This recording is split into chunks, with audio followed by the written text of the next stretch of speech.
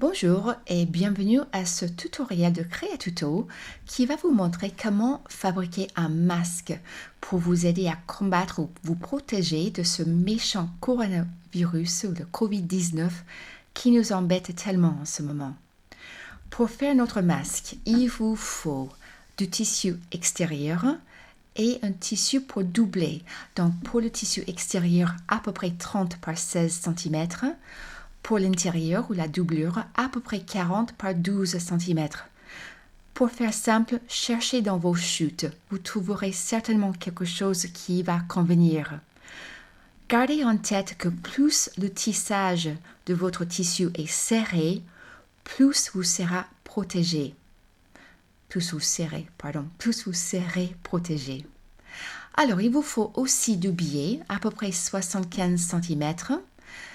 Je parle du billet qui est déjà pré-plié, qu'on achète dans le commerce.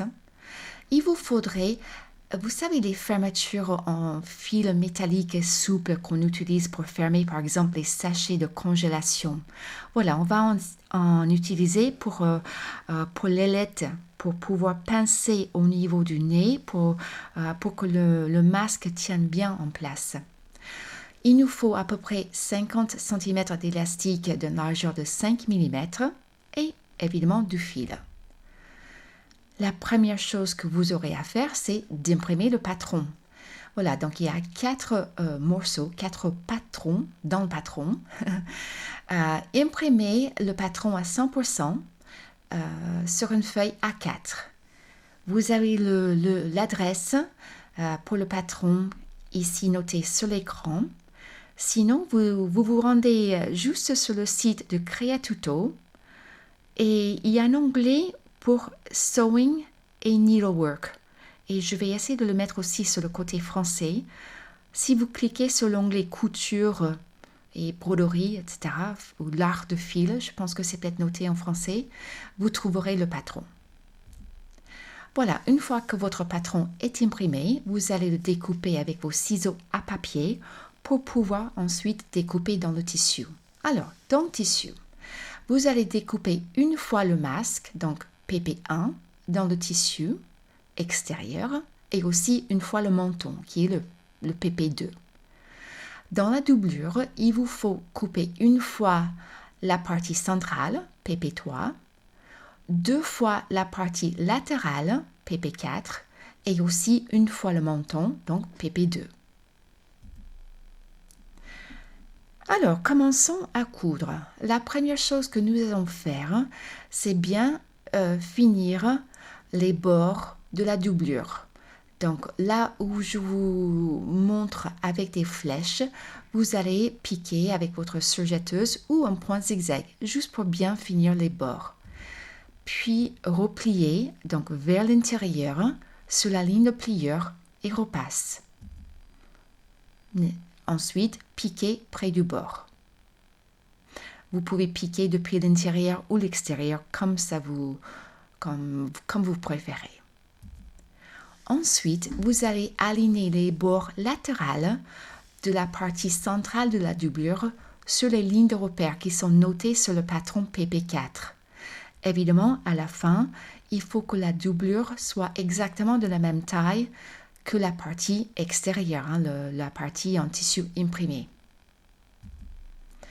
Vous allez juste piquer à 5 mm du bord pour maintenir les 3 morceaux de doublure en place. Maintenant, vous allez plier le masque et la doublure en deux, endroit contre endroit, épingler parce que vous allez piquer au niveau de la pince pour le nez, à 5 mm du bord. Ouvrir la pince et repasser là. Maintenant, avec l'endroit contre endroit, épingler ensemble le masque et la doublure aux extrémités latérales et piquer à 1 cm du bord. À nouveau, vous allez ouvrir et repasser ces coutures. Retournez votre masque maintenant. Pour pour la partie menton. Vous allez plier le menton en deux pour trouver le centre. Faites cela avec le tissu extérieur et la doublure. Et puis vous allez épingler le bord arrondi du menton au bas du masque, endroit contre endroit, avec les centres alignés.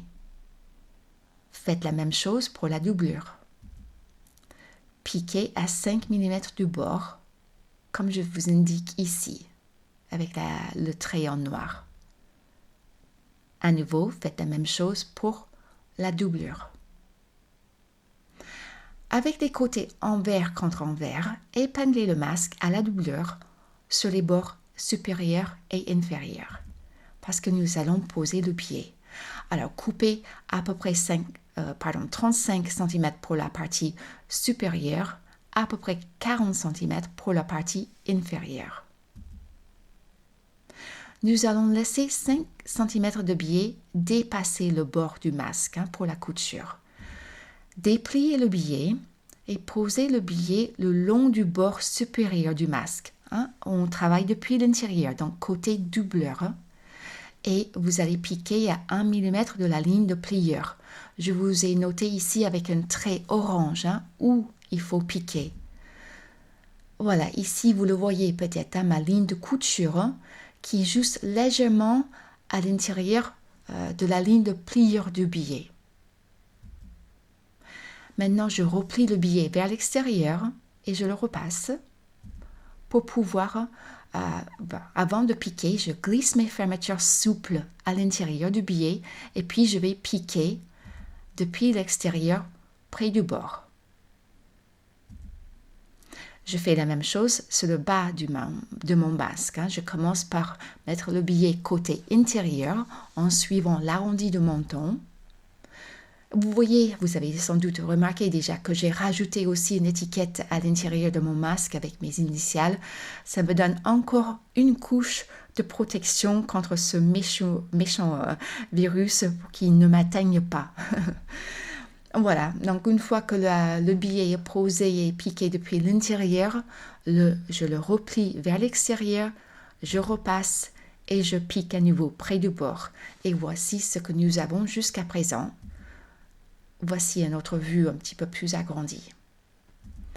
Maintenant, je vais couper le billet à 3 cm et demi du bord du masque. Vous vous souvenez qu'on en a laissé 5 cm. Je coupe à 3 cm et demi juste pour avoir une coupe bien nette.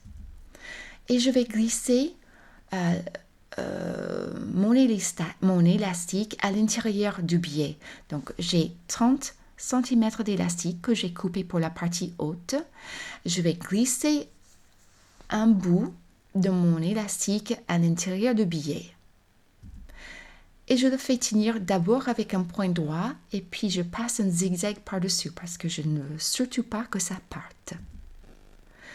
Je glisse l'autre bout de l'élastique dans l'autre partie, l'autre côté du masque et je fais la même chose. J'ajuste l'élastique pour être sûr que c'est de la bonne longueur et je pique. D'abord un point droit et ensuite un zigzag.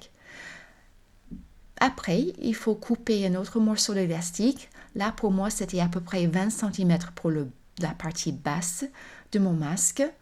Et je répète, je le glisse dans les petits bouts de biais qui dépassent, qui ont été aussi découpés ou raccourcis à 3 cm et demi.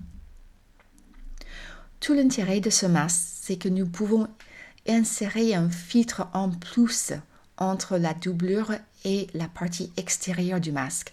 Donc là, j'utilise juste un tissu, vous savez, les petits mouchoirs qui sont dans les petites pochettes pour le sac. Je le glisse à l'intérieur. J'ai vu aussi qu'il y a certaines personnes qui utilisaient des filtres divers et variés, filtres à café, voilà, ce que vous pouvez trouver pour vous protéger davantage. Et peut-être vous voudriez aussi rajouter des pinces sur le bord inférieur, donc autour du menton. Ce que j'ai fait, ça me fait un masque encore plus ajusté. Et voici le masque in situ. Voilà, je le porte, je vous le montre, de profil, de face. et je vous souhaite surtout bonne santé. Lavez-vous les mains, utilisez votre solution alcoolique, hydroalcoolique, gardez vos distances et plus de bisous et restez en forme. À la prochaine. Bye bye.